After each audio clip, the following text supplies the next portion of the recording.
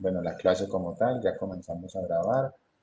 La exposición está a cargo del grupo 2. Y el grupo 2 está conformado por, ya les confirmo,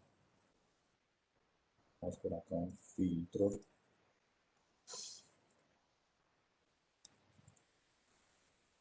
Grupo 2 por Cristian Andrés Arias Bedoya, Sara Fernanda Escobar Solarte, Ángela Isabel Osorio y Kevin Torres García. Ok, muchachos.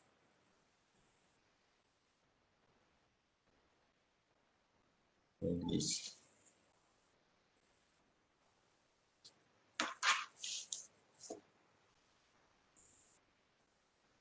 Bueno, buenos días, profe, ¿me escucha bien ahí?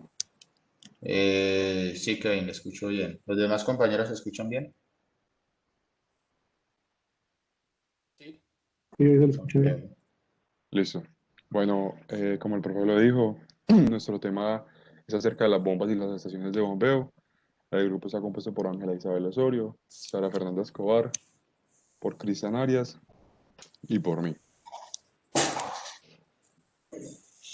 Bueno, hablando un poco de la definición más rígida que podemos obtener de la bomba o la que podemos encontrar más clara es que una bomba es un aparato mecánico que lo que hace es aprovechar la energía cinética del caudal.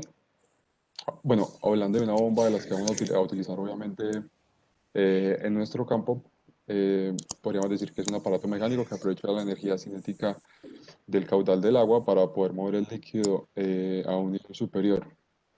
Sí, es más o menos la definición que traemos desde hace aproximadamente unos 2 semestres, yo creo, desde mecánica de suelos, perdón, mecánica de fluidos.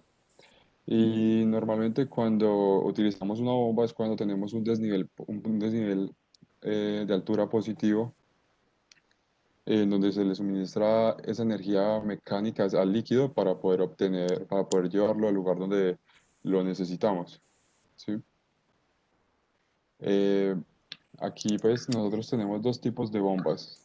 Las bombas rotodinámicas, que conocemos más como centrífugas, y las que reciben el nombre de desplazamiento positivo. En realidad su funcionamiento, pues obviamente es muy diferente, ya que las bombas de desplazamiento positivo lo que permiten es, gracias a su, digamos así, su estructura de que tienen en el extremo una cavidad que succiona, digamos, el agua, lo que hace es recibirla para por esa misma línea darle como eh, un paso lineal, por decirlo así, o sea, que siga como su, su recorrido después de una inyección de energía. Pero aún así, este tipo de bombas las utilizan más en el ámbito, o sea, no son las que utilizamos tanto nosotros en en las obras en las que se nos hace necesario, sino que son utilizadas más en laboratorios o en lo que viene siendo la dosificación de químicos. Esto lo digo porque, pues, en la norma, en el título B de la RAS, normalmente se menciona el uso de la bomba centrífuga, ya que es la que más rendimiento nos da a la hora de impulsar esa cantidad de agua que necesitamos. Bueno, por otro lado ya tenemos la bomba centrífuga o rotodinámica. Estas bombas eh, lo que hacen es que transfieren la energía a un fluido a través de un impulsor o rotor impulsor. También se le conoce a veces como rodete. El líquido ingresa en la succión de la bomba y pasa al centro del impulsor, donde se acelera a altas velocidades hasta que alcanza una gran velocidad, pues, valga la redundancia, alcanza una gran velocidad, luego pasa a través de un difusor que convierte esta carga de velocidad en carga de presión. Y ya lo último que sale en la dirección en la que esa bomba esté diseñada, ya que las bombas centrífugas, bueno, acá se explica un poco más acerca de lo del rodete. Acá, esta diapositiva la coloqué para explicarles más adelante acerca de lo que viene siendo el fenómeno de cavitación, que es algo que siempre debemos tener en cuenta a la hora del diseño de estaciones de bombeo y pues a la hora del uso de una bomba como tal. Bueno, acá era lo que venía ahora, lo que decía la dirección del flujo como tal, porque la clasificación de las bombas centrífugas se parten en varias situaciones, pero digamos que los más importantes son esas primeras dos. La dirección del flujo, cuando tenemos una bomba que puede tener un flujo radial, axial o un flujo mixto, la posición del eje, que su eje sea en sentido vertical, en el horizontal o un eje inclinado, las más comunes son vertical y horizontal. Eh, Otras es por la presión que recibe el agua que entra a la bomba, una presión baja, media o alta. Y pues por último, una aspiración simple doble por donde ingresa el agua a la bomba. Acá vamos a ver un poco de lo que vienen siendo las dos más importantes bueno, las dos más relevantes que son la dirección de flujo y posición del eje, como para enfocarnos un poquito en lo que viene siendo.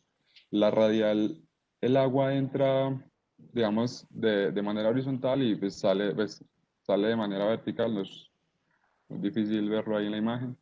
El mixto entra de manera horizontal y ni sale de manera vertical, pero tampoco sigue su flujo. Bueno, no sigue el sentido en el que venía, entonces se le conoce como flujo mixto.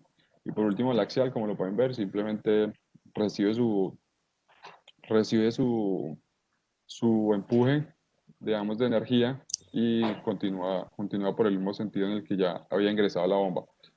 Con respecto a lo de la posición del eje, que puede ser vertical o horizontal, o inclinado, pues acá están los ejemplos de lo que viene siendo una bomba en el sentido con el eje horizontal y una bomba con el eje vertical.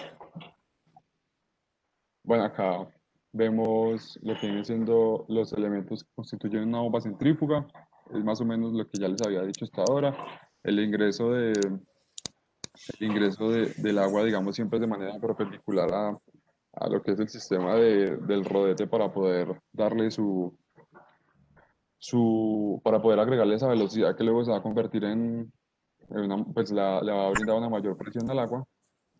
eh, para por último despegarse por los diferentes, no sé si es el mejor término, pero diferentes cavidades o salidas que más bien tiene el rodete hacia ese tubo difusor, bueno, la caja de espiral y luego hacia el tubo difusor, que es donde ya sale el agua, ya por donde es la salida del agua.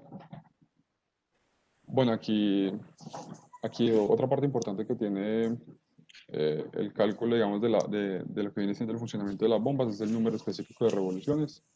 Esto simplemente consiste en tener en cuenta lo que viene siendo, bueno, en la fórmula lo podemos ver, las revoluciones por minuto, que se calcula teniendo en cuenta la velocidad angular, el caudal y la altura dinámica de impulsión. Este número específico de revoluciones nos sirve al final para poder eh, tener, digamos, también una clasificación de la bomba según su rodete. En la tabla lo pueden ver. Entre 40 y 80 número específico de revoluciones. Se tiene que es un rodete completamente radial, lento. Eh, Normalmente entre 80 y 140 y 140 y 300 se maneja una misma clasificación de que ya no es lento, sino que eh, funciona de una manera más, más compacta, digamos, lo que viene siendo el rodete y la bomba en general. O sea, ya no es un rodete lento, ya pasamos de 300 a 600, donde el rodete ya es un rodete de radio axial o de flujo mixto, y por último, el rodete es completamente axial, por lo tanto se conoce también como un rodete de funcionamiento rápido. Ya por último, viene lo del fenómeno de la cavitación, que se lo explicaba un poco ahora, y es que como lo vimos ya en unos semestres anteriores, lo que ocurre es que cuando el agua o cualquier otro fluido pasa a una gran velocidad por una arista afilada, que en este caso vendría siendo el impulsor o el rodete, se produce una descompresión en el fluido. Y esto lo que puede llevar a ese fluido es que llegue a alcanzar su punto de ebullición, en donde esa agua se empieza a convertir en un vapor, de tal forma que esas moléculas Esas moléculas rápidamente se pueden convertir en burbujas, lo que al final formaría, lo que al final formaría ese vacío entre las moléculas. Pero entonces, ¿cuál es el problema? Si digamos estas moléculas, eso normalmente lo que pasa con estas burbujas es que implotan, ¿sí? Pero si estas moléculas, esas burbujas implotan cerca de algún tipo de estructura o algún tipo de superficie, ¿qué es lo que normalmente ocurre? Que se van, al convertirse en burbujas, se aproximan a la superficie más cercana porque ya no tienen las mismas características físicas que el fluido en su estado líquido. Entonces, al implotar, empiezan a dañar lo que viene siendo la bomba, principalmente el rodete, pero en general ocasionan daños de cualquier tipo, ya sea en el rodete, ya sea en la tubería, ya sea eh, en cualquier otro elemento que lo pueda transportar, pero siempre y cuando se cumpla esa parte de que a una gran velocidad pueden llegar a cambiar su característica química, cambiando de su estado de líquido a un estado gaseoso, volviéndose burbujas y pues por lo tanto explotando al final implotando, perdón, implotando, causando este tipo de daños. Bueno, ya mi compañero anteriormente habló de las bombas, su clasificación en general. Ahora vamos a hablar del diseño de las estaciones de bombeo. Es necesario que se desarrollen estas estaciones cuando, por ejemplo, tengamos que requerir elevar el nivel de la línea piezométrica, ya sea porque tenemos que vencer desniveles de alturas topográficas, eso incluyendo las pérdidas por fricción y pérdidas menores. Entonces, cuando no se pueda dar solución a esto, ampliando ya estaciones que existan o por medio de la gravedad, entonces cuando ya debemos de implementar estaciones de bombeo. ¿Gente?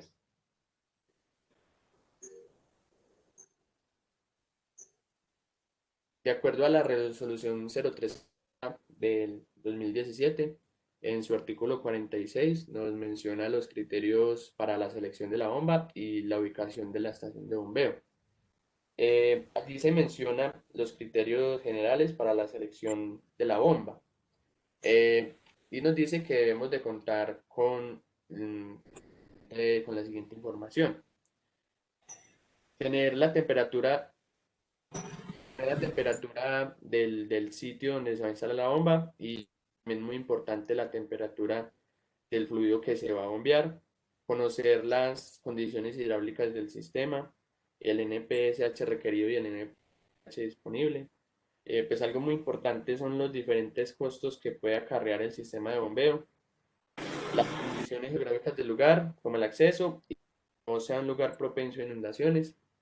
También muy importante los niveles de ruidos que producen las máquinas de bombeo y que éstas no se ubiquen como cerca de urbanes. La eficiencia, rendimientos y potencias.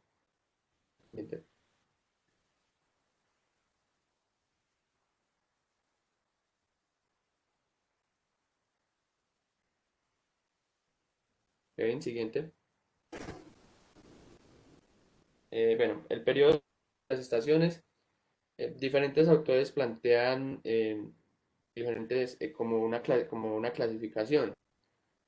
Por ejemplo, en el libro de diseño de elementos de diseño de acueducto de alcantarillado plantean el periodo de diseño de acuerdo como a la ubicación de la estación de bombeo.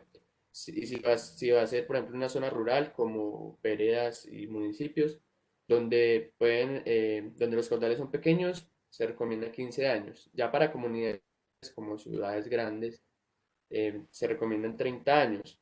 Por ejemplo, en los manuales de EPM, Empresas Públicas de Medellín, ellos trabajan allí con 30 años.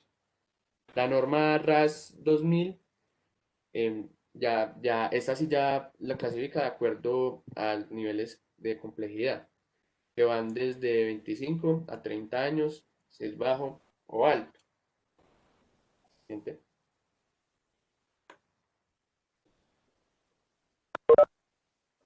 Los caudales de diseño, estos para diseñar se tiene una referencia del bombeo de 24 horas al día. Entonces, si el bombeo se hace continuo, es decir, sin interrupciones, El caudal con el que se diseña la estación es el caudal máximo diario, el QM que conocemos. Si este bombeo es, digamos que no es continuo, es como intermitente, supongamos que hay pausas en el día, entonces el caudal de diseño ya va a ser el caudal máximo diario. Ese caudal se multiplica por el factor de horas de bombeo.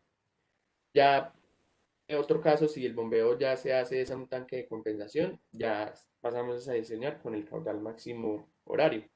No es aceptable conectar directamente ese sistema de bombeo con una red de distribución, ni tampoco directamente con un usuario en común.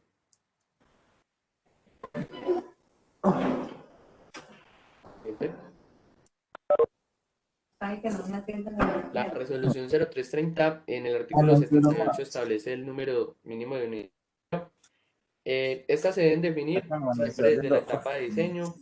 Este número debe estar sujeto a una evaluación técnica y pues muy la evaluación económica. En sí, el número mínimo de bombas siempre va a ser 2 y la capacidad de ellas debe ser igual al caudal de diseño de la estación de bombeo. En el parágrafo menciona que cuando se tengan más de 2 bombas, la capacidad debe distribuirse equitativamente y de que siempre debe haber como una bomba de reserva con las mismas características a las que ya se encuentran ya instaladas. Siguiente.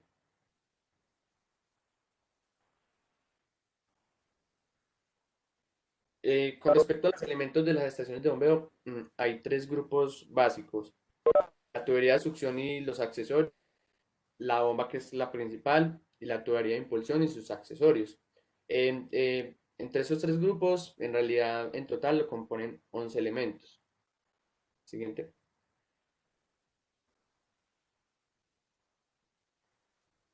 El primero que es el pozo húmedo, que allí es como donde va a llegar el agua que se desea bombear.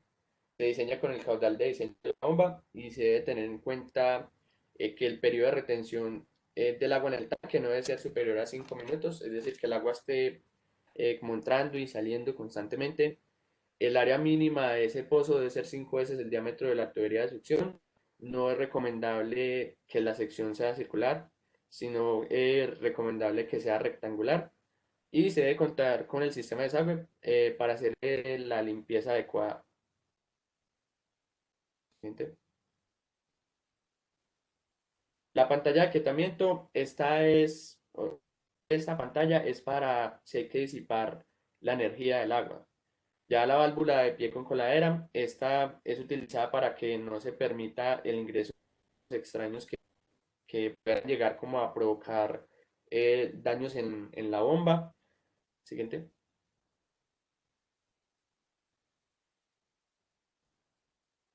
La tubería de succión, algunos criterios importantes a tener en cuenta son que la tubería de aspiración siempre tener una pendiente creciente hacia la bomba. No, también no se permiten infiltraciones de aire.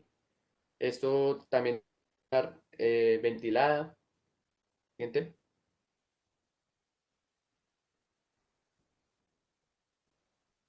Te vuelvo a hacer una que importante. Ahí.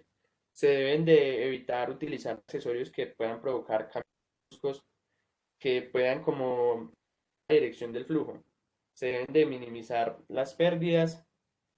Muy importante que el diámetro de esa tubería de succión nunca debe ser más pequeño al diámetro de la tubería ya como de salida, la impulsión, ni tampoco puede ser menor al diámetro del orificio de entrada de la tubería de succión ya de la bomba. Las velocidades mínimas acá en este tramo de tubería es de 0,45. La máxima ya depende del diámetro de la tubería. Ya dos diapositivas después se encuentra como la tabla que hay para las velocidades máximas del diámetro de la tubería. Siguiente. Explica como el primer ítem que la anterior es. Acá se explica el primer ítem a tener en cuenta para la teoría de diseño es que siempre debe tener pendiente ascendente hacia la bomba y no descendente para pues, evitar de que se acumule aire en el sistema. Siguiente.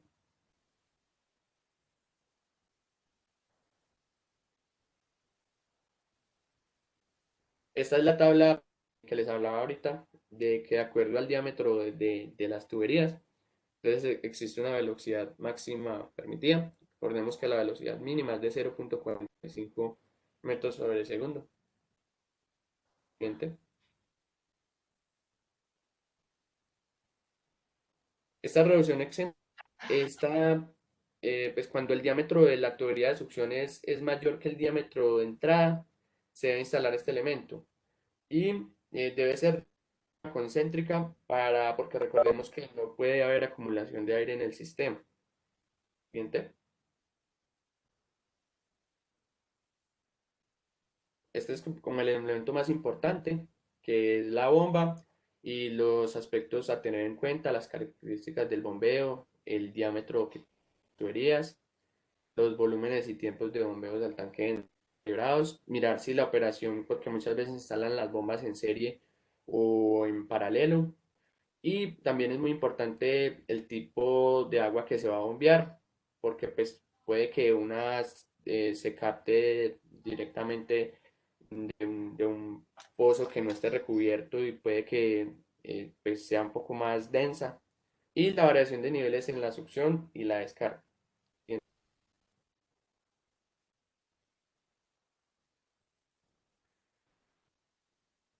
Otros elementos, esta ampliación concéntrica es para asegurar de que la tubería de impulsión tenga un diámetro mayor o igual al orificio de la salida de la bomba. La válvula de retención para permitir que el paso del agua se dé siempre en la dirección de volveo y no, como que no, pues no se devuelva. La válvula de cortina para cuando haya que hacer reparaciones o hacer limpiezas. Y esa T de unión para que solo haya una sola tubería de impulsión. ¿Gente?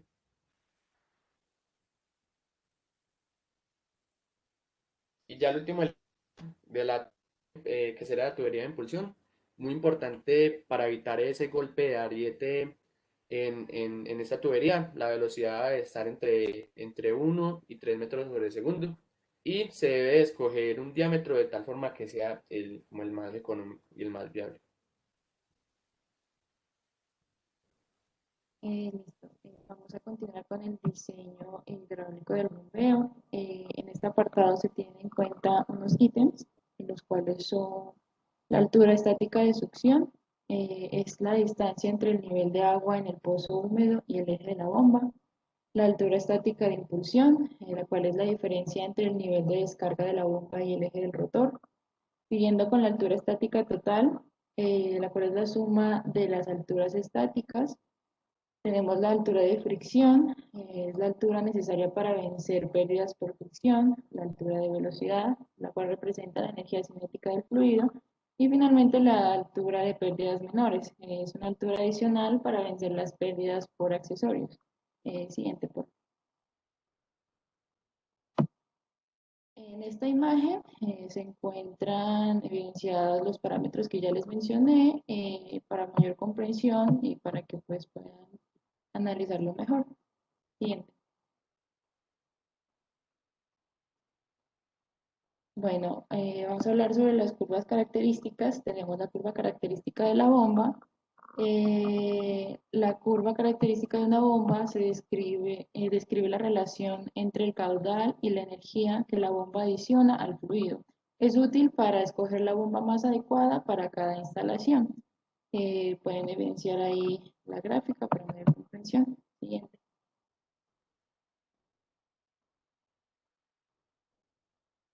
Tenemos la curva característica de operación del sistema. Esta representa la cantidad de energía que hay que suministrar para salvar la altura estática y las pérdidas de energía en la estación de bombeo. Tenemos en la imagen la curva para el tanque de succión de nivel mínimo, también para el tanque de nivel máximo, así como también las respectivas pérdidas de energía, teniendo la gráfica de caudal versus energía del sistema. Siguiente.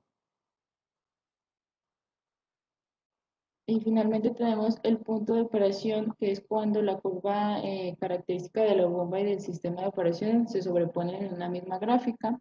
Se encuentra en el rango de operación de la bomba, ahí lo pueden evidenciar en el puntico rojo.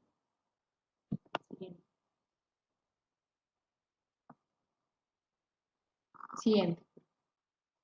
Listo. Bueno, ahora vamos a hablar sobre los dispositivos de medición y control.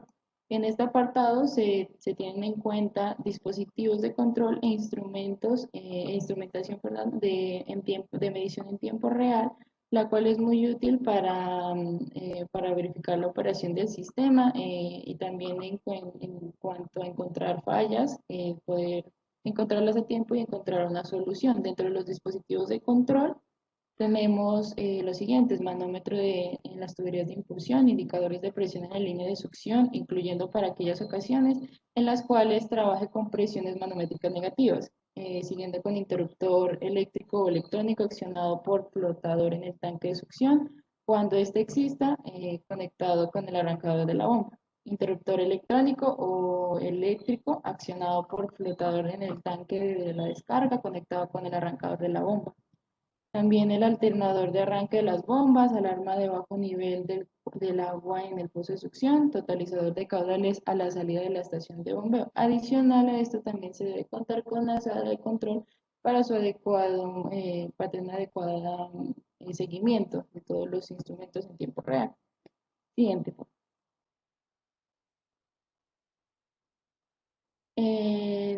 Tenemos las instalaciones complementarias para las estaciones de bombeo, las cuales debe tener accesos y escaleras, una adecuada iluminación, la señalización pertinente, la cual debe cumplir con la norma técnica NTC 1461. Las señales contra incendio deben considerar las normas técnicas NTC 1931 y NTC 1867. También se tiene en cuenta la ventilación, la cual debe estar regida el diseño en todo, en lo establecido en la norma técnica NTC 1260. Bien, por-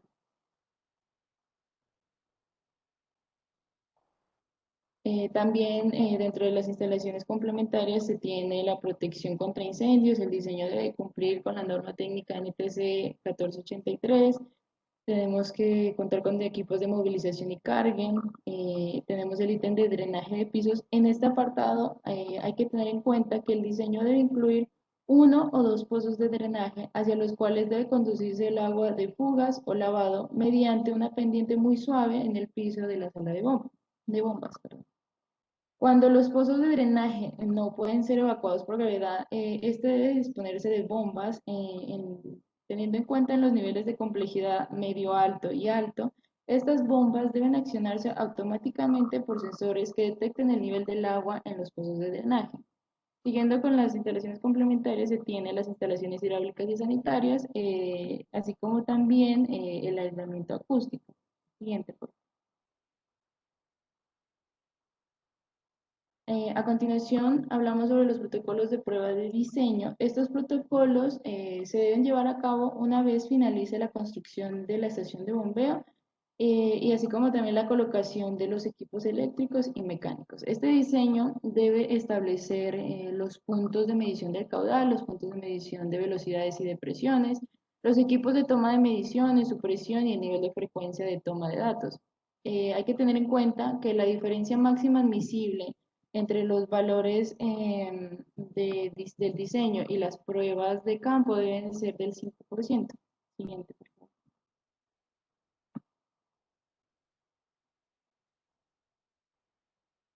Ahora vamos a hablar sobre la referenciación de las estaciones de bombeo. En el caso de la referenciación de las bombas, se deben tener en cuenta los siguientes aspectos: el material, tipo de marca, clase, diámetro de la tubería de succión, diámetro de la tubería de impulsión, potencia de la bomba, potencia de motores, fecha de instalación, estado y fecha de revisión. Hay que tener en cuenta que en el caso particular de las tuberías, el diseño debe referenciar las localizaciones de todas las uniones, o al menos algunas o aquellas que permitan determinar la exposición de las otras. Siguiente. Tenemos las inspecciones preliminares. Hay que tener en cuenta unas inspecciones, las cuales son la verificación del sentido de giro que el motor sea correcto, verificación de todas las instalaciones eléctricas con sus conexiones y aislamientos, verificación del correcto funcionamiento de las válvulas y accesorios en su apertura y cierre. En este apartado, esta verificación se debe realizar al finalizar el montaje de dichos accesorios. En particular, debe medirse el tiempo de accionamiento y en caso de que sea necesario corregirse el mecanismo. Siguiendo con las inspecciones, se debe verificar el correcto funcionamiento de interruptores, arrancadores, sensores y demás elementos de control, en especial si estos son de accionamiento automático. Siguiendo también tenemos el aseguramiento de la perfecta alineación de los ejes motor-bomba. Tenemos el aseguramiento de que los motores y las válvulas estén perfectamente lubricados, verificación de calidad y cantidad del aceite de lubricante y también finalmente verificación de los niveles de ruido. Siguiente, por favor.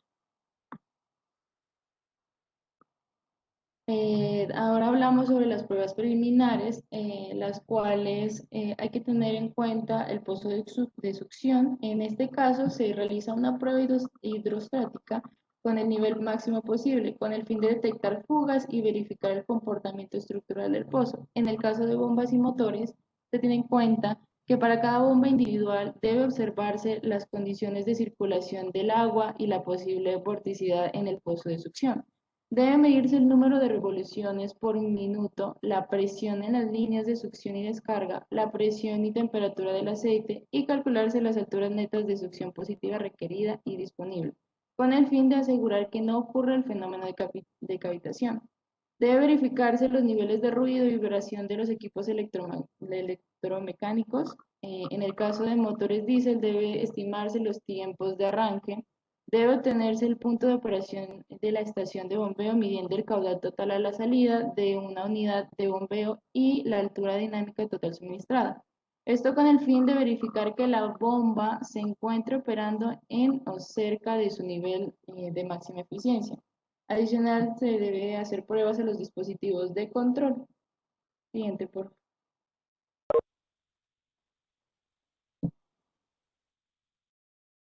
Dentro de las pruebas hidrostáticas para tuberías de impulsión, se debe tener en cuenta la medición de caudales, los cuales deben de ser tanto a la entrada como en la salida, como un aforo durante el periodo. Líneas piezométricas de la tubería de impulsión. Esta debe medirse la altura piezométrica en diferentes puntos de la tubería de impulsión para diferentes condiciones de caudal, incluyendo tanto el caudal mínimo como el caudal máximo. Tenemos también accesorios y válvulas. En este aspecto se debe verificar la estanqueidad de cada uno de los accesorios. Siguiente.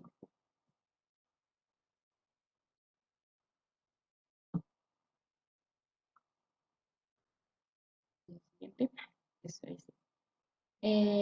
Al hablar de los aspectos de mantenimiento, se tiene en cuenta el mantenimiento del pozo de succión, en el cual se debe hacer limpieza y verificación de filtraciones, teniendo en cuenta el nivel de complejidad. Teniendo en cuenta el nivel de complejidad medio y bajo, se debe de hacer por lo menos una vez cada año, y teniendo en cuenta el nivel de complejidad medio alto y alto, una vez cada 6 meses.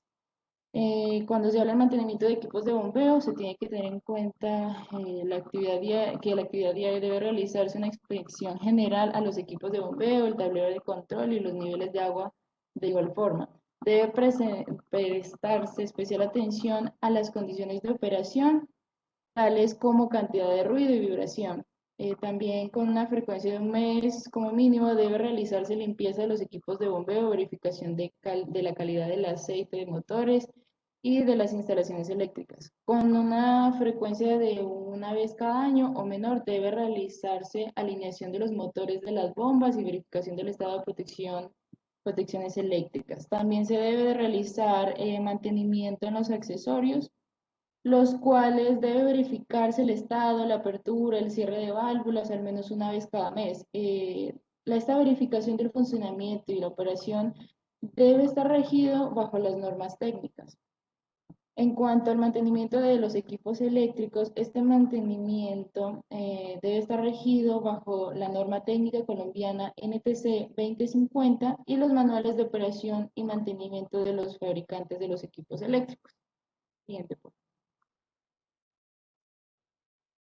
En la resolución 0330 se encuentra este artículo que habla sobre el mantenimiento de los equipos de bombeo, el cual habla que dentro de las actividades de mantenimiento preventivo de los equipos de bombeo debe realizarse como mínimo la inspección general, la verificación de los niveles de ruido y vibración de los equipos, la limpieza, la ubicación y alineación de los componentes y la verificación del estado de los accesorios y de las instalaciones eléctricas, conforme al manual de mantenimiento definido por la persona prestadora de servicio.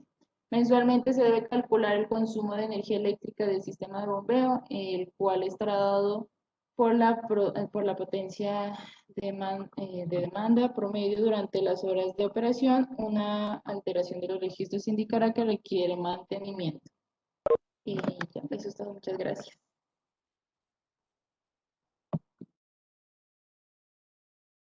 Ok, muchachos, muchas gracias por la presentación. Eh, bueno, veo que abordaron, digamos, todas las generalidades de lo que son las bombas y las estaciones de bombeo. Nos mostraron allí digamos, los criterios y los requerimientos de acuerdo a la normativa, la 0330, y complementaron pues con digamos, con el título B de la RAS 2000, ¿sí? Que incluyeron allí pues varios aspectos relevantes a tener en cuenta. Solo una recomendación tanto para ustedes como para todos los grupos. Cuando nos refiramos o sea, tratemos de no referirnos al tema de los niveles de complejidad, ¿sí? Digamos, o sea, actualmente cuando uno presenta proyectos que tienen que ver con sistemas de abastecimiento y sistemas de alcantarillado, cuando uno presenta esos proyectos ante el Ministerio de Vivienda, ¿sí? O sea, para tramitar recursos y todo eso, ellos, o sea, digamos, si yo presento el proyecto y estoy haciendo referencia a niveles de complejidad, de entrada nos van a devolver el proyecto porque estamos referenciando con la norma antigua, ¿sí? O sea, si bien con la norma, o sea, con la norma antigua, digamos, hay unos criterios bastante importantes allí que los podemos referenciar, los podemos citar, pero entonces, digamos, no hagamos referencia a niveles de complejidad como tal, ¿sí? Digamos que es como una recomendación general para todos. De resto, digamos que estuvo bien, abordaron pues, como les dije, todo lo general y todas las, digamos, recomendaciones y criterios a tener en cuenta en el diseño de este tipo de estructuras. ¿Ok? Va a abrir un pequeño sondeo allí, simplemente, digamos, tres preguntitas muy generales sobre la exposición. Y una pregunta pues con respecto a la evaluación de la exposición para que nos quede allí el registro, ¿listo? Entonces, un par de minutitos yo abro acá el sondeo, muchachos, y genero las preguntas. Son muy cortas y pues lo mencionaron los compañeros en su exposición, entonces allí pues vamos a tener.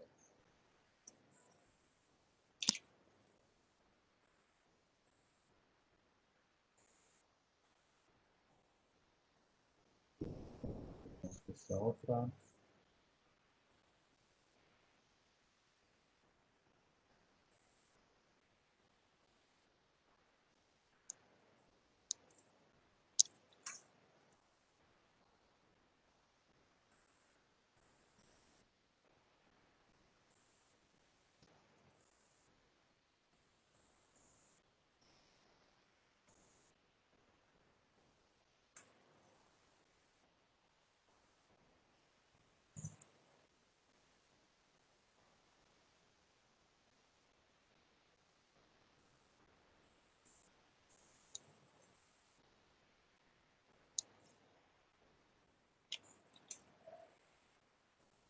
Listo, muchachos. Son tres preguntitas con respecto a la exposición que hicieron los compañeros y una cuarta pregunta con respecto pues a la, digamos, a la nota que se genera por parte del grupo como tal. ¿Listo? Vamos a dar 5 minutos para ese sondeíto. Entonces allí ya está abierto.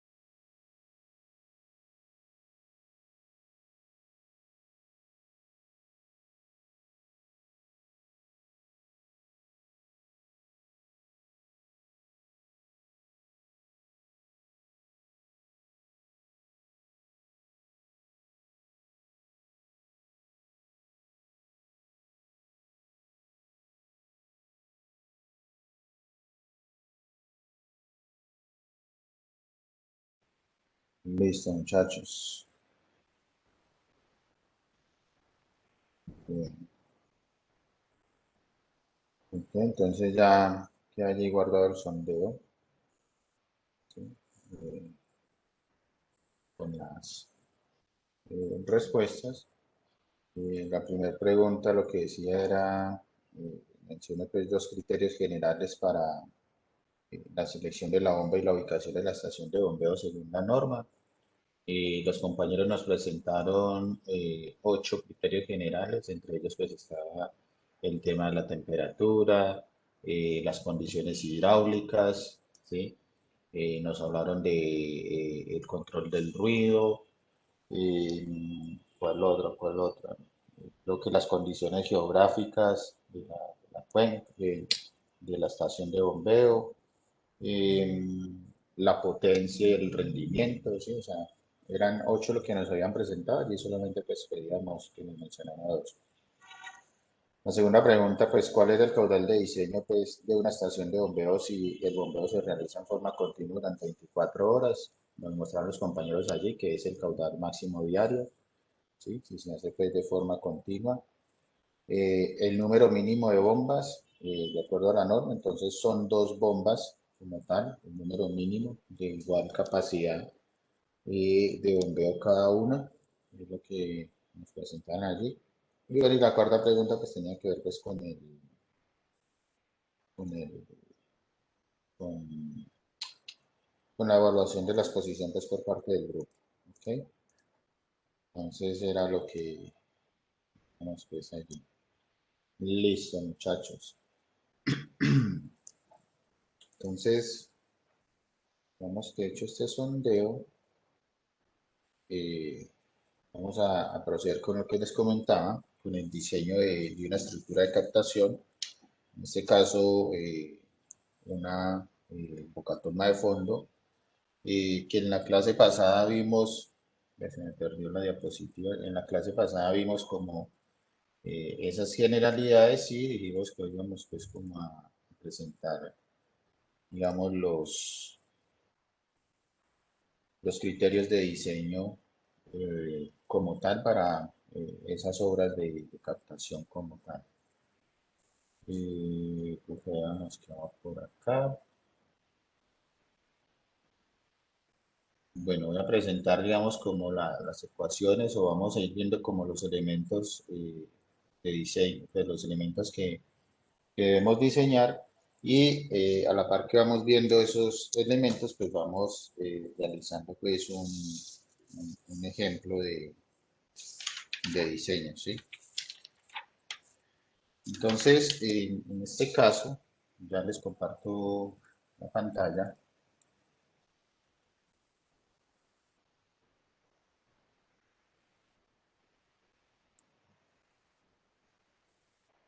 Porque en la clase pasada habíamos quedado acá, quedamos en esta diapositiva de tipos de horas de captación. Como les decía, vamos a ver un poco sobre el diseño de bocatomas de fondo. ¿Sí? Entonces, ¿qué nos dice al respecto? Pues generalmente este tipo de bocatomas de fondo se utilizan en zonas de montaña, digamos es una de las más utilizadas en nuestro medio como tal. El elemento base del diseño de una obra de captación de este tipo, pues es la rejilla, ¿sí? Desde el punto de vista hidráulico nos dice que el problema se reduce pues a determinar la altura de agua sobre el área de captación, esto con el fin de calcular los caudales captados por la rejilla. Y desde el punto de vista estructural, pues el diseño lo que busca es proveer seguridad a la acción destructiva del río, o sea, garantizar una estabilidad para que no se van a presentar eventos asociados, por ejemplo, al deslizamiento, al volcamiento de la obra o a la socavación y erosión que pudieran generar desestabilización de la misma. Eh, la bocatoma de fondo tiene estos elementos, ¿sí? Digamos que este es como el esquema general de la bocatoma de fondo. Aquí hablamos de una rejilla que vamos nosotros a proceder a diseñarla. Hablamos de una cámara de recolección que también vamos a proceder a diseñar esa cámara de recolección. Hablamos de un vertedero de excesos, ¿sí?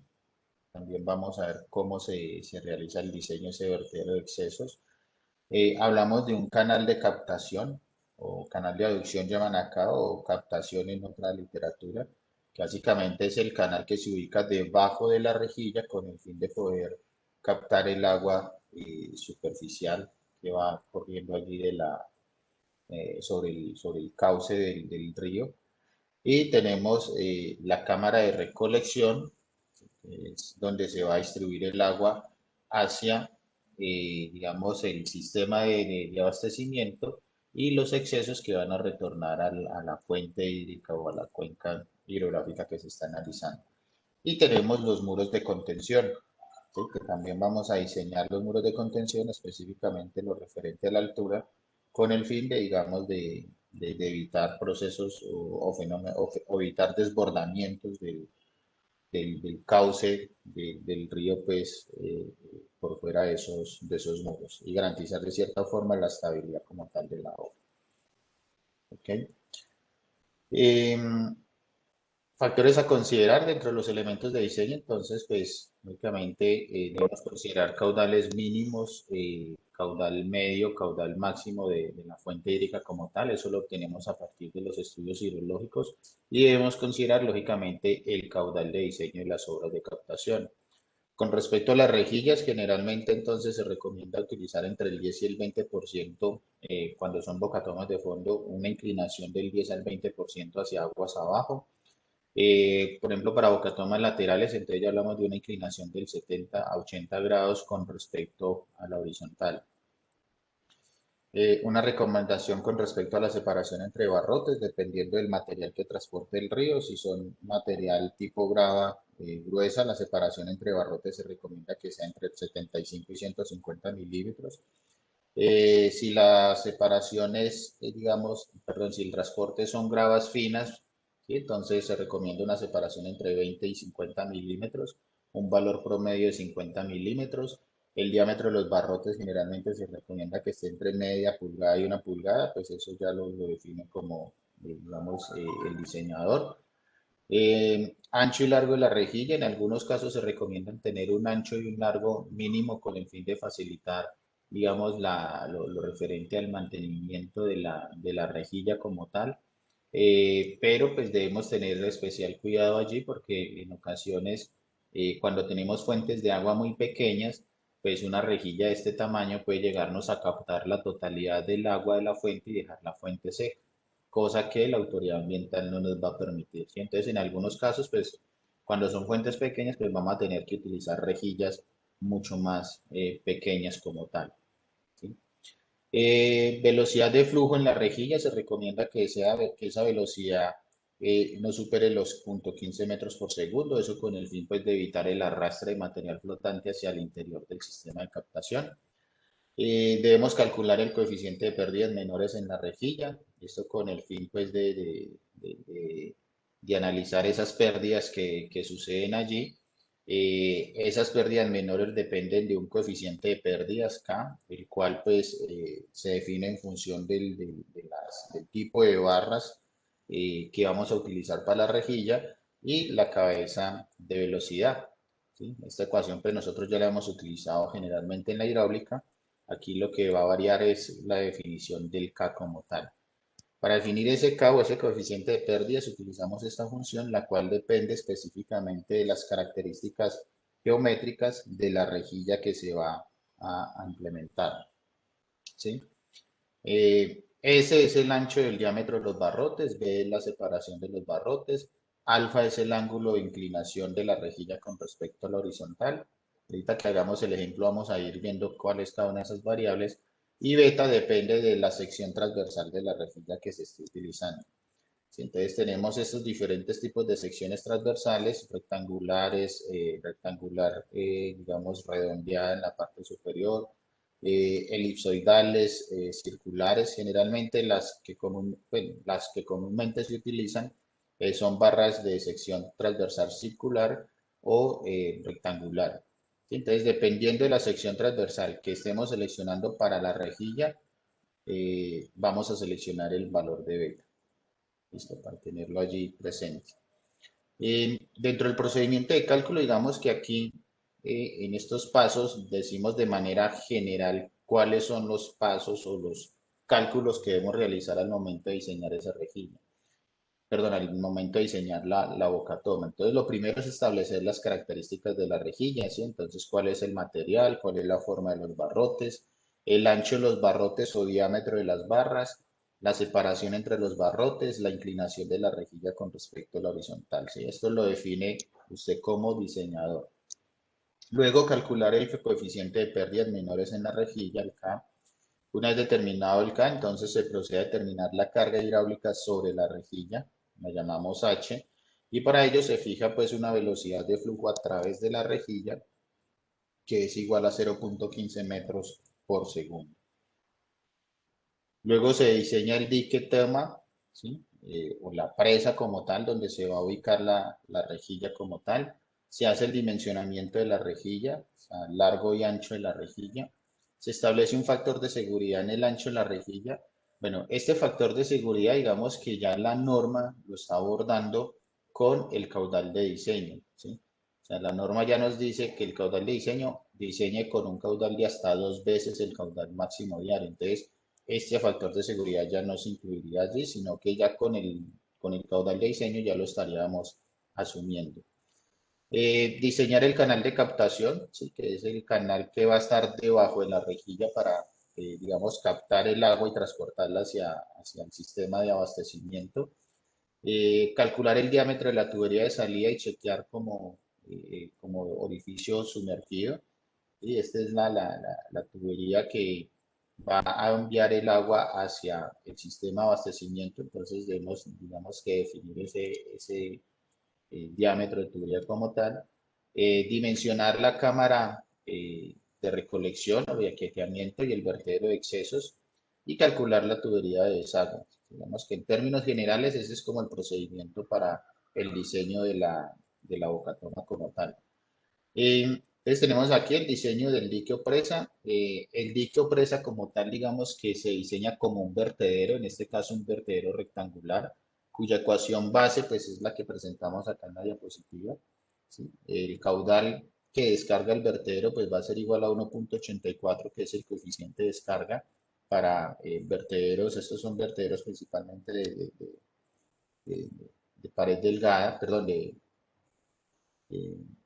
pared ancha, por la longitud del vertedero, por H, que es el nivel de lámina de agua sobre el vertedero. Generalmente nosotros ya conocemos el caudal que va a pasar por el vertedero, nos interesa es calcular el H, porque con el H entramos a calcular ciertas características de la rejilla y por ende pues del resto de la estructura como tal. ¿Sí? O sea, lo que decíamos ahora, nos interesa es conocer la carga hidráulica sobre el vertedero, que despejando la ecuación, pues tenemos que la carga hidráulica es igual a esta función, que depende del caudal y la longitud del vertedero. Y el caudal se evalúa para las condiciones de caudal máximo diario, que es el caudal de diseño, caudal máximo y mínimo del río, bueno, el caudal medio, falta incluirlo acá, del río como tal, ¿sí? O sea, del cauce, que ese caudal máximo, medio y mínimo se obtienen de los estudios hidrológicos. Hay que realizar una corrección del vertedero debido a las contracciones laterales, ¿sí? O sea, cuando tengo un vertedero, pues él tiende a cerrar, digamos, el ancho del flujo, eso me genera una contracción en el flujo como tal, entonces hay que corregir la longitud del vertedero en función de esas contracciones y lo hacemos mediante la ecuación que presentamos allí, ¿sí? L' pues es igual a la longitud, L' es la longitud corregida, es igual a la longitud del vertedero menos 0.1 por n, que es el número de contracciones que tendría el vertedero. Generalmente son 2 contracciones por h, que es el nivel de lámina de agua que se genera en el vertedero para cada uno de los caudales analizados previamente. Chequeamos la velocidad de flujo de agua sobre la rejilla o sobre el vertedero, ¿sí? Debemos chequear que esa velocidad esté entre 0.3 y 3 metros por segundo. Eso con el fin pues, de garantizar de que el vertedero funciona a descarga libre o que la descarga del vertedero sea libre como tal. Lógicamente la velocidad pues simplemente es caudal sobre área, ¿sí? Entonces tengo el caudal y tengo la altura y longitud del vertedero, entonces puedo calcular esa velocidad. Y para la rejilla debemos calcular el ancho de captación. Ese ancho lo calculamos a partir de las ecuaciones de longitud de chorro, XS y XY, que vemos allí. Son función de la velocidad sobre la rejilla y de la profundidad del nivel de lámina de agua sobre la rejilla. Finalmente, el ancho del canal de captación es igual a XS, que es la longitud del hilo superior del chorro, más digamos, una holgura o un borde libre que se deja allí de 10 centímetros como tal. Esquemáticamente sería como lo vemos en esta imagen, ¿sí? O sea, calculamos el B, este es el que nos interesa calcular, el ancho del canal de captación. ¿En función de quién? De la longitud de este chorro que se está generando en el ingreso de la rejilla, ¿sí? La velocidad sobre el vertedero o sobre la rejilla es este V sub R que tenemos acá. H, que es la altura de la lámina de agua sobre la rejilla o sobre el vertedero que estamos analizando. Y X sub I y X sub S, que son X sub S, que son las longitudes de alcance de la longitud del chorro como tal. XY, el hilo inferior del chorro, y XS es la longitud de alcance del hilo superior del chorro. Entonces, con esa variable o con esas ecuaciones de longitud de chorro vamos a calcular el ancho del canal de captación. Para la rejilla, digamos que la calculamos o la diseñamos en función del área neta de captación. Bajo las condiciones geométricas definidas previamente, pues podemos decir que el área neta de la rejilla va a ser igual a la separación entre los barrotes, que es la B minúscula, por el ancho del canal o por el ancho de la rejilla que se acaba de calcular, por el número de orificios que tiene la rejilla. Digamos que eso nos va a dar el área neta, o sea, realmente el área neta por la cual se va a captar agua en la rejilla, ¿sí? Eh, Nosotros podemos decir que el área total de la rejilla es aproximadamente igual a que la separación entre los barrotes más el ancho de los barrotes por el ancho del canal por el número de orificios. Si establecemos esa relación, pues vamos a poder obtener un área neta en función del ancho del canal y la longitud del canal, que esta es la otra variable que nos interesa calcular a nosotros para la rejilla como tal, ¿sí? Ancho de rejilla, longitud de la rejilla, ¿sí? Que es la otra variable que requerimos. O sea que si yo conozco el área total, conozco estas características geométricas de la rejilla y conozco el ancho de la misma, pues puedo despejar la longitud del canal y obtener dicha variable. Para calcular el caudal captado por la rejilla, ¿sí? Entonces, generalmente utilizamos la ecuación de un orificio. En este caso, digamos que decimos que el caudal captado es igual a K, que es un coeficiente, por el área neta de la rejilla, por la velocidad a través de los barrotes en la rejilla. K para la condición en la cual el flujo de agua es paralelo a la sección de la rejilla, pues vale 0,90. B sub D, que es la velocidad entre los barrotes de la rejilla, máximo debe tomar un valor de 0,20. Con eso calculamos este caudal captado, ¿sí? Y a partir de allí, pues calculamos esa longitud de rejilla como tal. Esta condición, digamos, esta ecuación funciona para esta condición de velocidad, de control de velocidad, ¿sí? Máximo 0,2 metros por segundo. ¿Cuál es la función de controlar esa velocidad? Evitar el ingreso de material flotante al interior de la estructura de captación. ¿Sí? O sea, evitar el ingreso, por ejemplo, de hojas, palos, ¿sí? Que van flotando en el río, evitar que ese material ingrese a la estructura de captación, ¿sí? Como tal, entonces esa es la finalidad de controlar esa velocidad. Ahora, habrá momentos en los cuales nosotros no podamos controlar esa velocidad porque si controlamos esa velocidad, pues vamos a tener, digamos, dimensiones de rejilla muy, muy grandes, ¿sí? Los cuales pues incluso pueden ser mayores al ancho del río y pues la rejilla no nos va a caber en ese espacio. Entonces, en esas ocasiones lo que hacemos es quitamos esa restricción de velocidad, ¿sí? O sea, nos olvidamos de esta velocidad máxima de 0.2, la dejamos libre y diseñamos la rejilla como un orificio, pues mediante la ecuación de un orificio de descarga libre, ¿sí? En el cual el caudal captado va a ser igual a un coeficiente de descarga por el área neta por la raíz de 2G por H. En este caso, este coeficiente de descarga, pues digamos que oscila entre 0.5, 0.80. Como esa descarga libre, entonces el coeficiente de descarga es de 0.75. Digamos, si nosotros utilizamos esta primera ecuación que tenemos en la parte superior y nos cumple, el caudal captado, entonces el coeficiente de descarga posteriormente va a ser igual a 0.30, ya lo veremos pues en el ejemplo, dependiendo de si calculo con esta ecuación o calculamos con esta segunda ecuación. Esta segunda ecuación es cuando quito esta restricción de velocidad, ¿sí? O sea, cuando digo que la velocidad a través del flujo es indiferente, o sea, no me pego a esta restricción, ¿ok? Igual en el ejemplo lo vamos a entender mucho mejor. La rejilla que definimos nosotros, el ancho y el largo, ¿sí? El diámetro de los barrotes y la separación entre los barrotes son los elementos que obtenemos de la rejilla. El canal de captación, o sea, es el canal, este canal está debajo de la rejilla, ya lo vamos a ver en un esquema, y es donde, digamos, el agua que se capta a través de la rejilla, o sea, es el que recibe el agua que es captada a través de la rejilla y nos conduce esa agua hacia una cámara de recolección o una cámara de aquietamiento que ya distribuye el agua hacia el sistema de distribución como tal.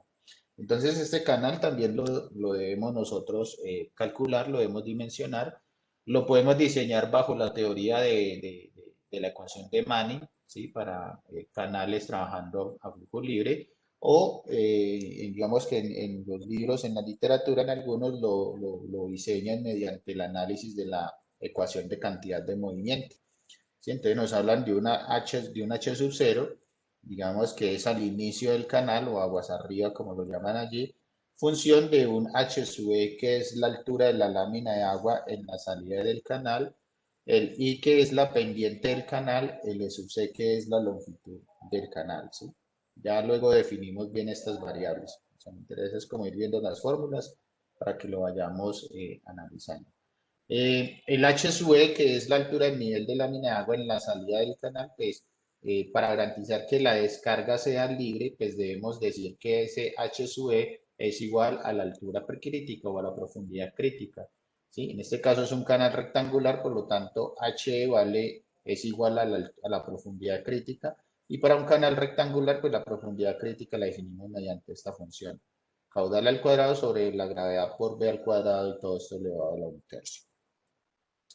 Estos son los componentes del canal de captación, ¿sí? El H sub 0 que les hablaba ahora, este H sub 0 que tenemos acá, que es la altura de la lámina de agua al inicio del canal. Aquí en la parte superior podemos ver la rejilla de captación, ¿sí? Inferior pues tendríamos el canal de captación. Entonces tenemos el H sub 0 que es la altura de la lámina de agua al inicio del canal. Mediante la ecuación de cantidad de movimiento, pues ese nivel de lámina de agua va a llegar a un H sub E, que es la altura de la lámina de agua al final del canal de captación, ¿sí? Bueno, esto simplemente digamos, las dimensiones que va a tener el canal, el H mayúscula como la suma de un borde libre más I por el S que nos va a dar la diferencia de nivel en función de la longitud del canal y la pendiente, más la diferencia de H sub 0 menos H sub E, o sea, cuánto cae H sub 0 con respecto a H sub E, y el H sub E que tenemos acá. Este borde libre, digamos que generalmente siempre lo dejamos y nos recomienda la literatura dejar un borde libre de 0,15 metros, o sea, 15 centímetros como tal.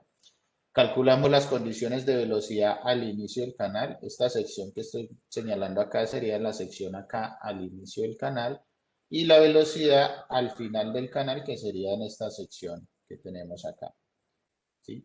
Esta velocidad al final del canal o el corte de aguas abajo la vamos a requerir para el dimensionamiento de la estructura de la cámara de recolección, que es la estructura que conecta este canal de captación con el sistema de abastecimiento como tal.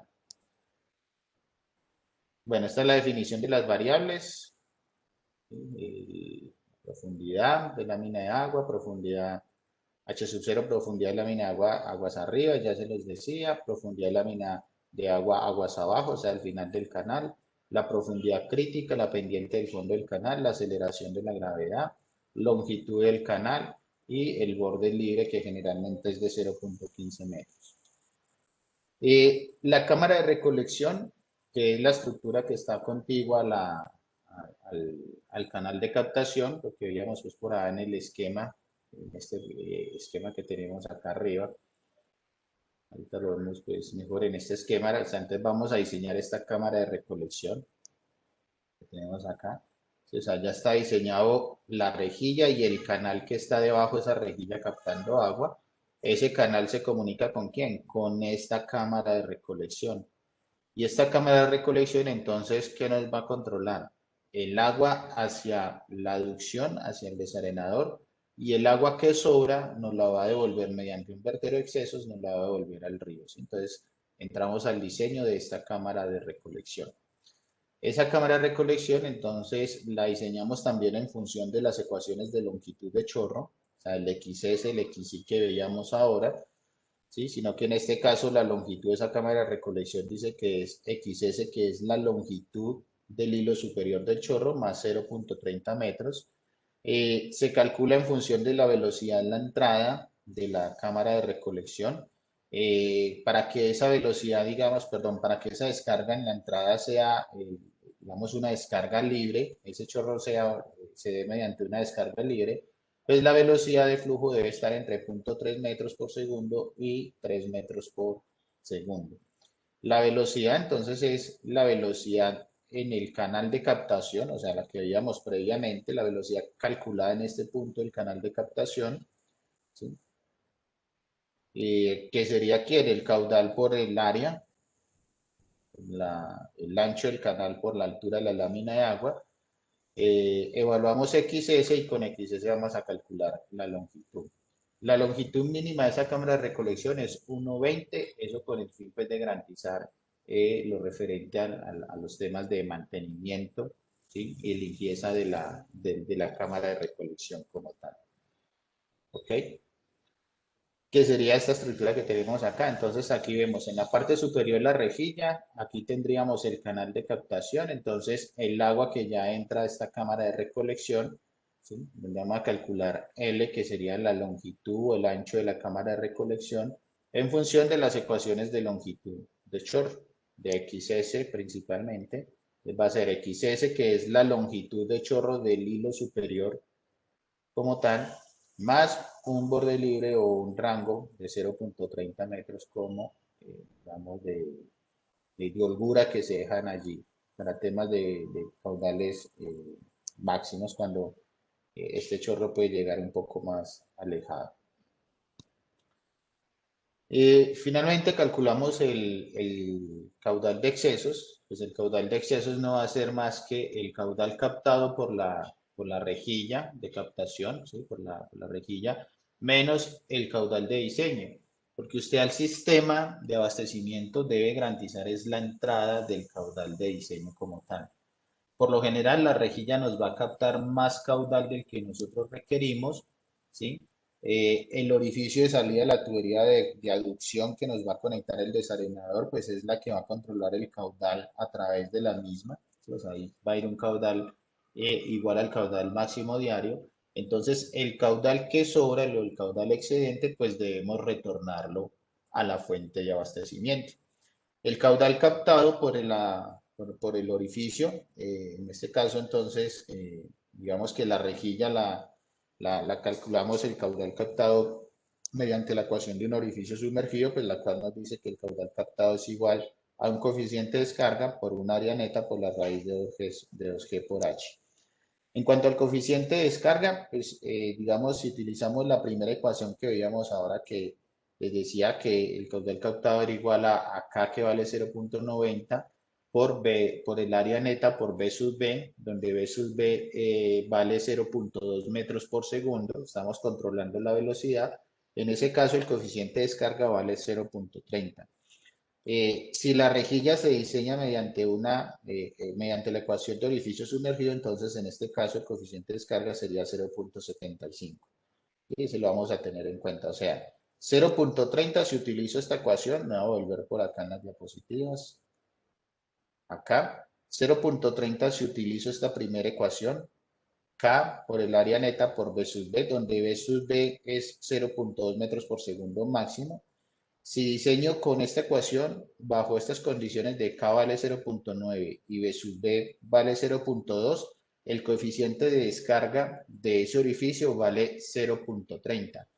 Pero si no diseño bajo esta condición, sino que diseño bajo esta condición que tenemos acá, el coeficiente de descarga pues va a valer 0.75. Eso es lo que estamos diciendo acá en este punto. ¿Ok? Acá es lo que decimos en este punto. Ya cuando, digamos, realicemos el ejemplo, lo vamos a clarificar un poco más. ¿Listo? Y finalmente, pues el caudal de excesos entonces será ¿quién?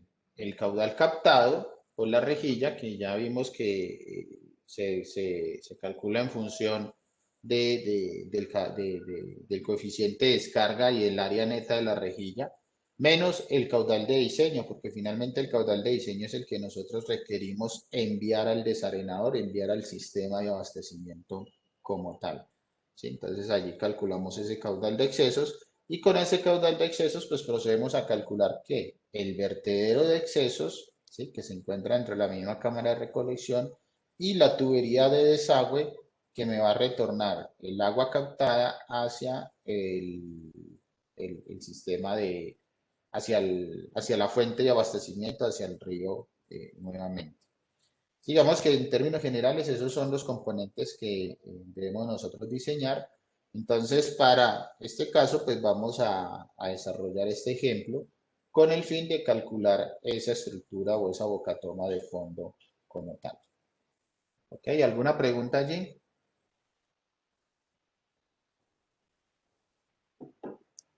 ¿No? Entonces, un segundo coloco la pantalla dividida para poder tener, digamos, como la pizarra a un lado y tener.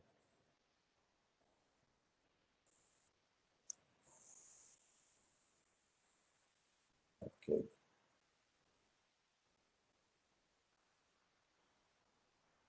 comparto acá. Listo. ¿Están viendo la pantalla dividida allí, muchachos? Sí, profe. Listo.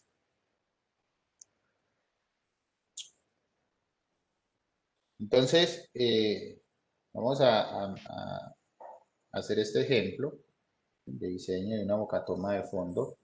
Eh, no creo que lo alcancemos a terminar hoy, o sea, lo terminamos entre la clase de hoy y mañana, como tal. Básicamente lo que nos dicen acá es que, bueno, se desea diseñar una estructura de captación de fondo de un sistema de acueducto,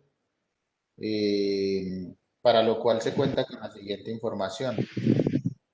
Eh, Muchachos, por favor, revisen que tengan sus micrófonos en silencio para que no generemos interferencia. Dice, para lo cual cuenta con la siguiente información. Entonces nos dicen que la longitud de la tubería de excesos es de 10 metros hasta el cauce del río y la pendiente la misma es del 3%. El material es PVC y bueno, nos están diciendo que para esa tubería de excesos calculemos el desagüe mediante la ecuación de Hazen-Williams. Eso por un lado. Por otro lado, nos dan el periodo de diseño, 25 años de acuerdo a la norma.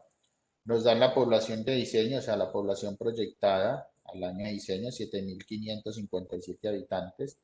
La dotación neta nos están diciendo que son 130 litros habitante por día. El ancho del río en el sitio de captación nos están diciendo que son 3 metros. Y los aforos del río, entonces nos están diciendo que el caudal mínimo es de 0.25 metros cúbicos por segundo, el caudal medio de 0.7 metros cúbicos por segundo y el caudal máximo de 2 metros cúbicos por segundo. Estos caudales mínimo, medio y máximo se obtienen a partir de los estudios hidrológicos de la cuenca. Y nos están dando ciertas características de la rejilla. Y entonces nos están diciendo el material de la rejilla es hierro fundido.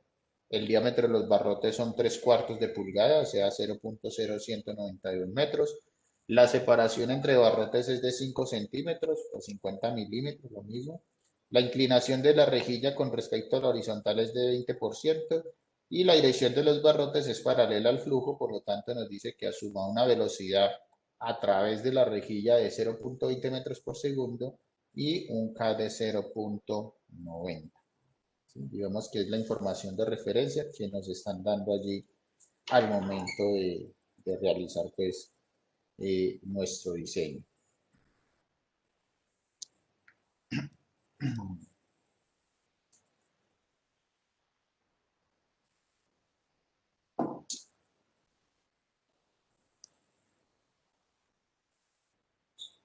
¿Sí? Entonces nos están dando esas variables que tenemos allí. Bueno, lo primero que vamos a hacer es calcular el coeficiente de pérdidas menores de la rejilla. Y con ese coeficiente de pérdidas menores, pues hallar la carga hidráulica sobre la rejilla, pues la cual se requiere para, digamos, garantizar que haya captación de, eh, de flujo y que haya pues velocidad a través de la rejilla como tal. ¿Sí?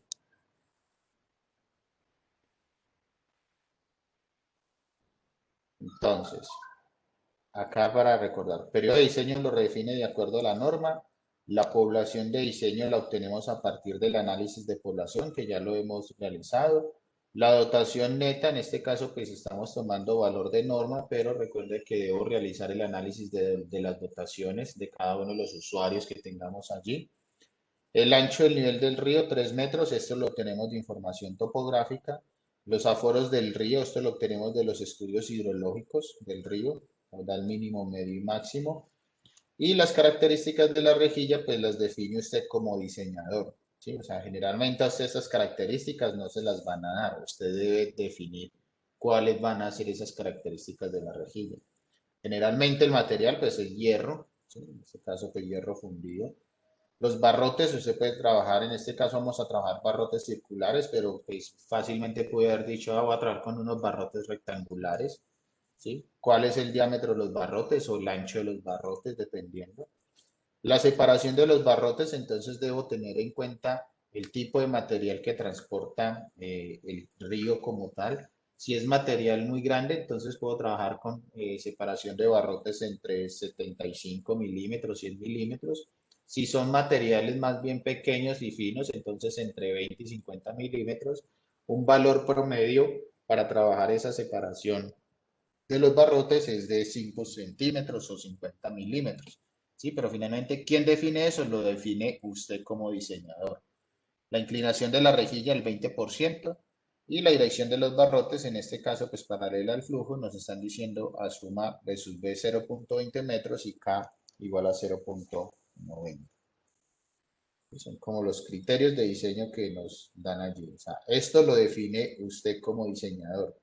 ¿Sí? A usted nadie le va a ir a decir, "Vea, la rejilla tiene que ser", sino que usted como diseñador tiene que proponerlo. ¿Ok? Entonces, listo. Eh,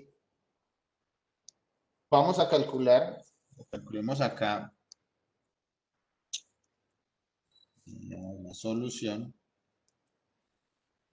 Calculemos primero nuestro caudal de diseño, ¿sí? Para tenerlo allí.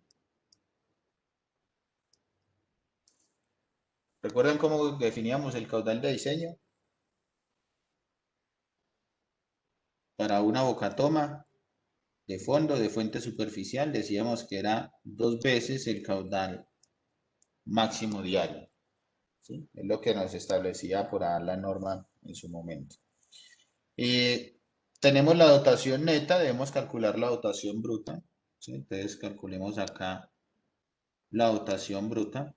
¿Sí? Recuerde que la dotación bruta me dice que es igual a la dotación neta sobre 1 menos el porcentaje de pérdidas. ¿Sí? No me están dando el porcentaje de pérdidas, entonces, pero asumo el de el porcentaje de pérdidas que me da la norma me dice que es máximo ¿cuánto?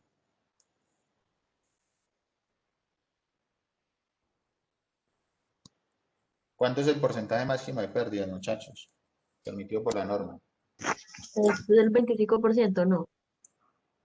Exacto, el 25%. ¿Sí? Entonces, esto va a ser dotación neta que me la están dando, la estoy obteniendo de los estudios realizados previamente. 130 litros por habitante por día sobre 1 menos 0.25. ¿Sí? No me están dando el porcentaje de pérdidas, pero la norma me dice que máximo es el 25%. ¿Cuánto nos da esa dotación bruta?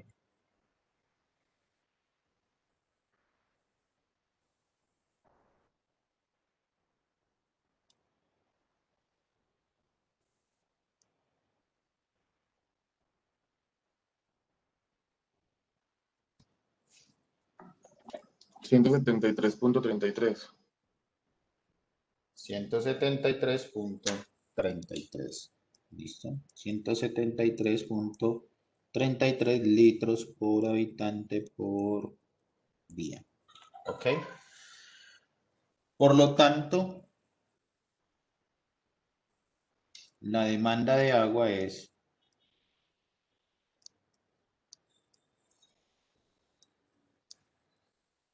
la demanda de agua, ¿quién es? El caudal medio diario, ¿no? Caudal medio diario, pues va a ser igual a ¿quién? A la población que multiplica ¿a quién? A la dotación bruta sobre 86.400. ¿Sí? Recuerda que 86.400 es simplemente para convertir esos días a segundo. Entonces, si reemplazamos, ¿cuánto es la población? 7.557. Perdón, puse aquí un número diferente. O sea, 7.557 habitantes por 173.33. Me coloco las unidades de esto. Estos son habitantes por 173.33 litros por habitante por día. Y todo esto sobre 86.400 segundos que tiene un día. ¿Ok? Simplemente, bueno, cancelo unidades, habitantes con habitantes se va, día con día se va, esto me va a caer en litros por segundo. Entonces, ¿cuánto nos da esa demanda de caudal medio diario? 15.16 litros por segundo. 15.16 litros por segundo. ¿Ok? Por lo tanto, el caudal máximo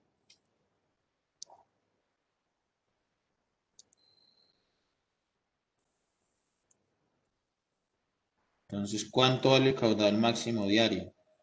El caudal máximo diario nos dice que es igual aquí en el caudal medio diario por un coeficiente K1. ¿Sí? ¿Cuánto vale K1? Aquí tenemos entonces 15.16 litros por segundo por K1 según la norma, muchachos.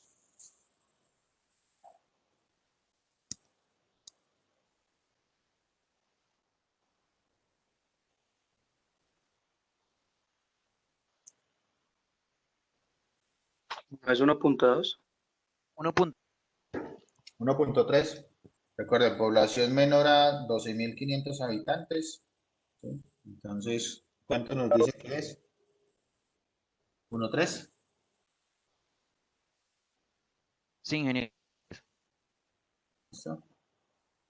Entonces, ¿cuánto vale ese caudal medio diario? Máximo diario, perdón. 18.2. Por favor, me lo repiten, no escucho bien. 18.2, ingeniero.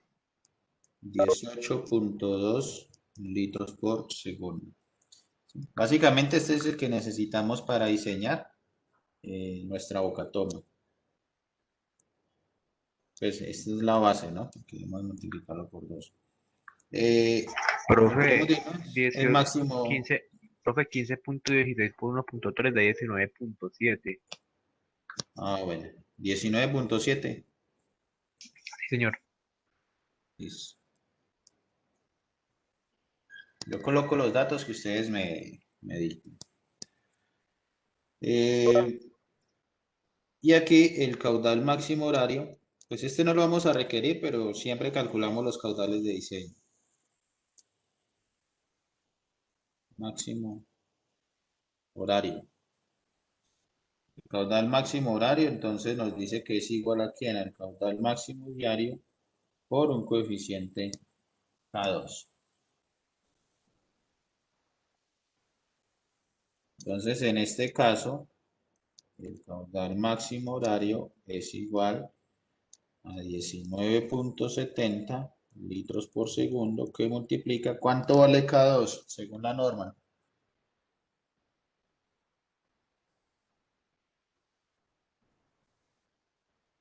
1.6, ingeniero. 1.6. Entonces, 1.6, ¿sí? Entonces, por lo tanto, el caudal máximo horario va a ser igual. ¿Cuánto nos da esa operación?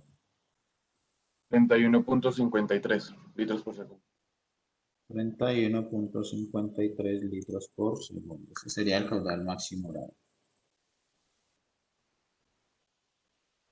Ok.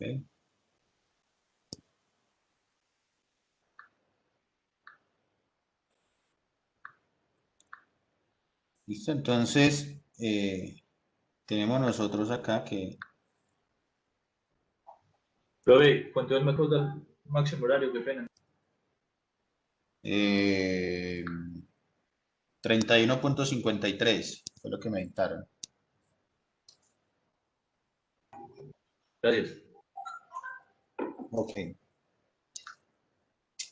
Entonces, para la boca toma, el caudal de diseño, ¿sí? Según la norma, es 2 veces el caudal máximo diario. ¿Sí? Entonces vamos a tener nosotros acá caudal de diseño para esta boca toma igual a 2 veces que multiplica el máximo diario, ya me olvidó cuánto era, 19.70 litros por segundo, tanto el caudal de diseño, ¿cuánto nos da? Eso da 39.42. 39.42 litros por segundo. Ese es el caudal de diseño de nuestra boca toma. ¿Sí? O sea, con este es con el que nosotros vamos a diseñar. ¿Ok? ¿Preguntas hasta allí?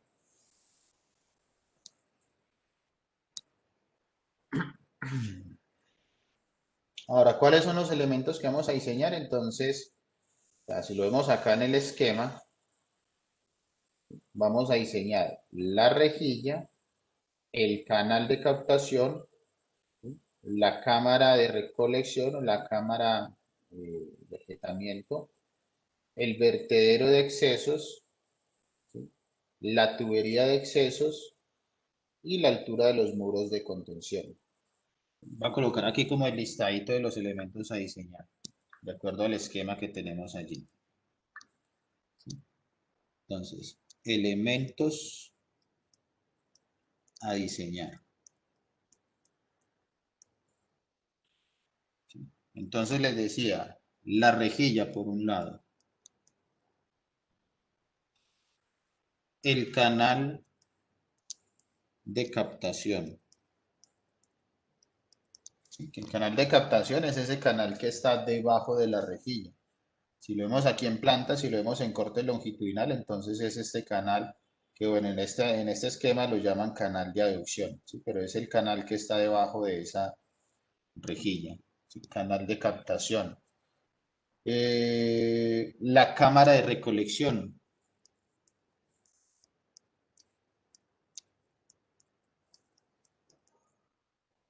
¿Sí? La cámara de recolección. Bueno, La rejilla, canal de captación, cámara de recolección. Me faltó por aquí uno que es el dique, o sea, que va primero que estos, como tal. O sea, iría primero el dique toma o el vertedero de captación como tal. Ese vendría acá de primero. O sea, el dique sobre el cual vamos a colocar nosotros la rejilla. Coloquémoslo acá que dejamos el espaciecito. El dique, el dique toma se llama esa estructura. ¿Sí? O sea, básicamente este es el vertedero. Coloquémoslo aquí entre paréntesis.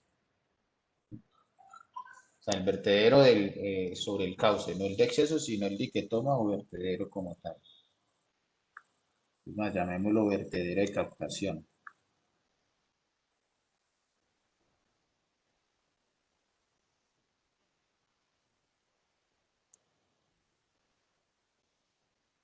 Entonces, el vertedero o el dique toma, la rejilla, el canal de captación, la cámara de recolección. Calculamos el vertedero de excesos, ¿sí? Para que no se evacúe las aguas. Una vez pues hemos seleccionado o hemos captado el agua que requerimos para nuestro sistema de abastecimiento. Entonces, bueno, esto sería cámara y vertedero de excesos. ¿Sí? El vertedero de excesos incluye la tubería de excesos también.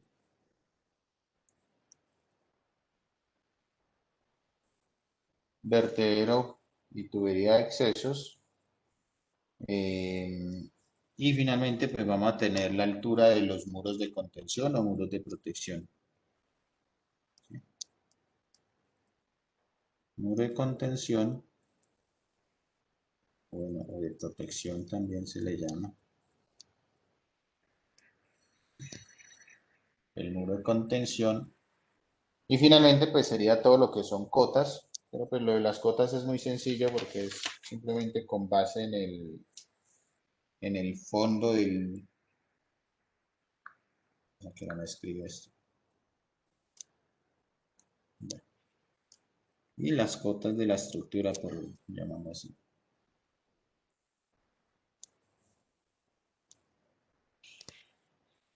Cotas de la boca toma. ¿Ok? Digamos que esos son como los principales elementos a diseñar allí en este ejemplo. Bueno, calculamos el caudal de diseño, ¿sí?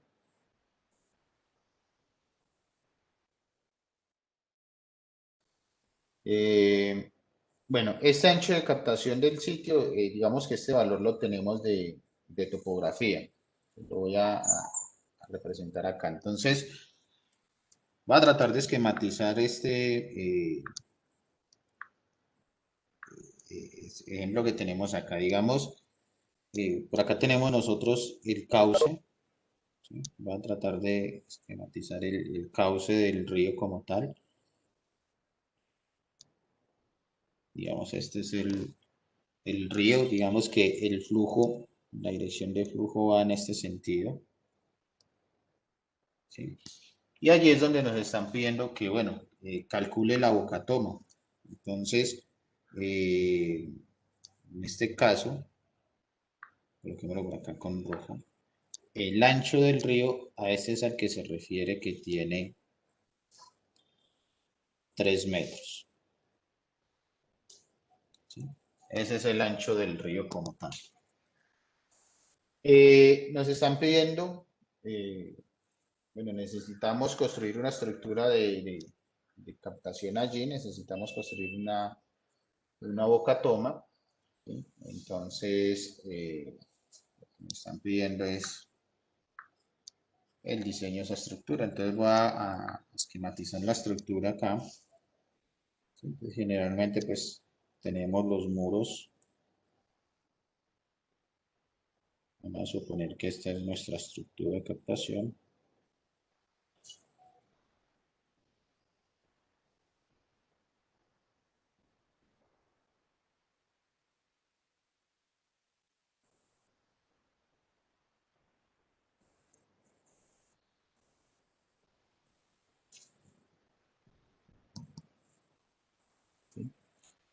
Y dentro de esa estructura de captación, entonces, pues por acá vamos a tener eh, eh,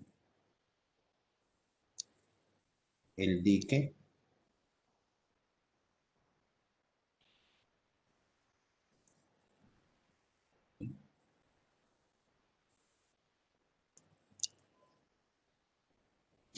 Este va a ser el dique de captación o dique o el vertedero como tal.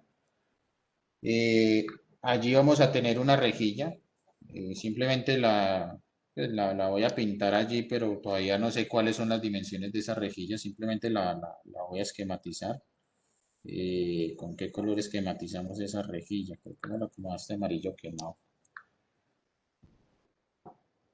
No sé, por acá vamos a tener una rejilla.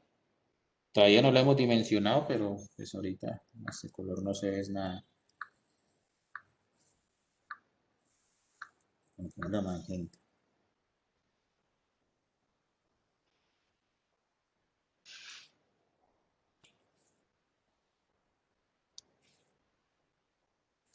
¿Sí?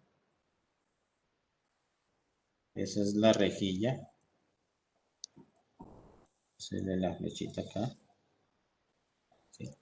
Debajo de esa rejilla hay un canal de captación. Vamos a colocar ese canal como un color gris oscuro. ¿Sí? O sea, por acá debajo de esa rejillita hay un canal de captación. ¿Sí?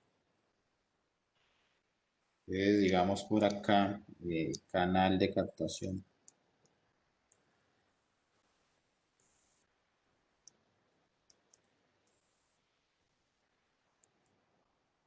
Que sería este canal que estaría debajo de esa rejillita. ¿Sí?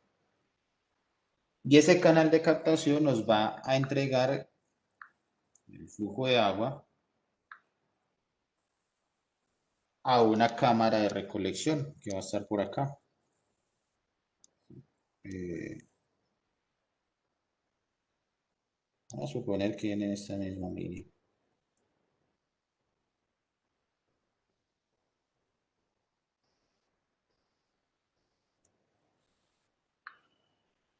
Perdón, no.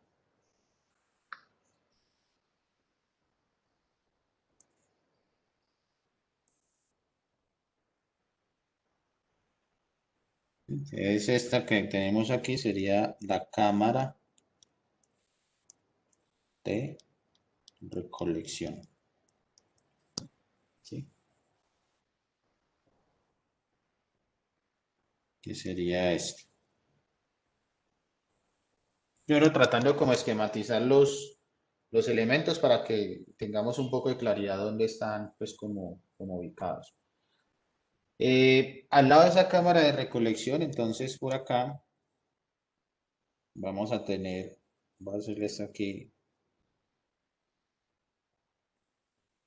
pequeñita y esta va a ser la cámara de excesos. ¿Sí? Ese va a ser esta camarita que tenemos acá. Por lo tanto, esta lineecita que tenemos acá es lo que nosotros vamos a llamar el vertedero de excesos. ¿Sí? Al interior pues de esa cámara, esa es esta lineecita que tenemos acá. ¿Qué más elementos nos faltan? Bueno, aquí tendríamos las tuberías. Coloquemos estas tuberías en un color azul un poco más oscuro.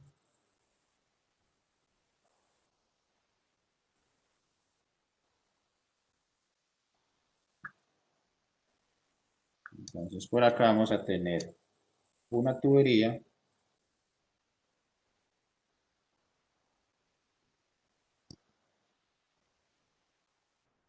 Esta tubería sería la que va hacia el desarenador.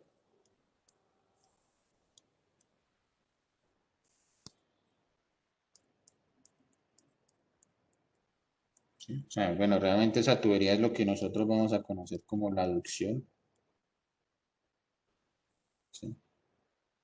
Y de acá, de este, digamos, vertedero de excesos, pues por acá nosotros vamos a tener otra tubería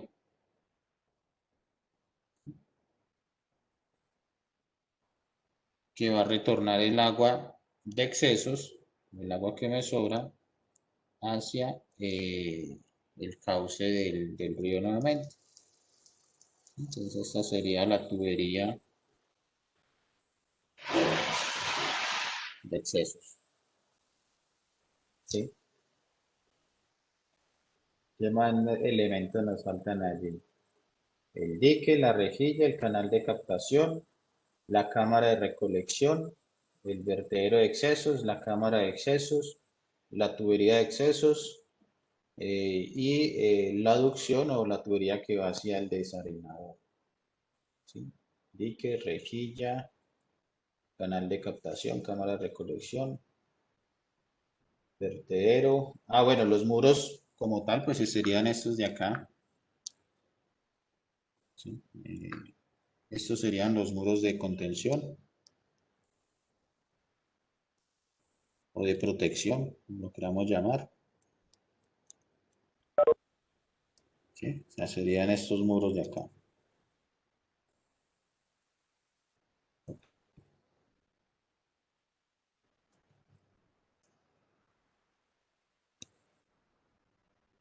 Sería ese y pues lógicamente el que está acá pues en el otro extremo.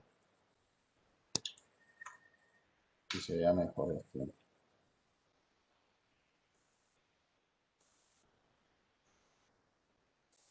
¿Listo? Bueno, ya se nos acabó el tiempo. Mañana digamos que ya tenemos aquí como identificado esos componentes. Ya mañana lo que hacemos es que empezamos a calcular esos diferentes elementos. Pero esquemáticamente, digamos, lo tenemos la vista en planta. Ya mañana empezamos a mirar, digamos, cómo serían los cortes, las vistas en cortes como tal. Y diseñamos cada uno de los elementos que estamos mencionando allí. Ok, ¿alguna pregunta, muchachos? No, profe, ninguna. Listo, muchachos. Profe, ¿nos puede mandar Entonces, esas diapositivas? ¿cómo? ¿Nos puede mandar esas diapositivas? Las diapositivas, esto de acá, sí, sí, claro. Le mando las diapositivas. Igual ustedes van tomando apuntes de todo, ¿no? Profe, sí, pero sí se le recomienda que si las puede enviar antes de la clase, mejor. Las diapositivas. Ok. Sí, no hay problema. Listo. Bueno, muchachos, pues, si no hay más inquietudes, dejamos el día de allí y nos hablamos el día de mañana. Que tengan buen resto de Profe, día. gracias. Hasta luego, Gracias, profe. profe. Para Adiós, ver. profe, hasta luego.